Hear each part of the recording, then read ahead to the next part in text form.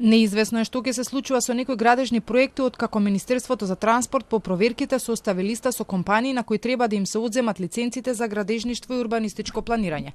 Оваа акција дојде по трагедијата во Кочани, на пример во општина Пласница. 70% од проектот за патната инфраструктура е завршен, но во меѓувреме се носи одлука на операторот да му се одземе лиценцата. Исто и во Охрид направен избор на фирма која треба да врши градежни работи на училиште, но и тука за компанијата има иста одлука.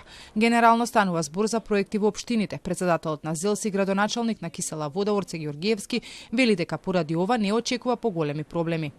Може да се јави одреден застој заради повторување на постапката за јавна набавка.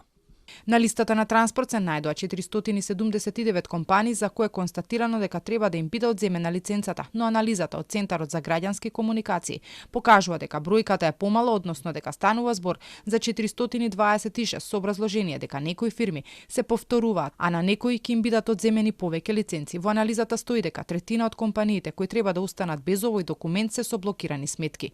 Околу 50 компании имаат и активни договори за јавни набавки во вкупна вредност од 26 милиони евра, но лиценцата што ќе им се одземе е релевантна за договор кај речиси половина од нив или кај 23 фирми. Сепак најголем дел од компаниите се со ниски годишни приходи, 30% со помало од 15.000 евра, а само 8% со приходи кои надминуваат милион евра.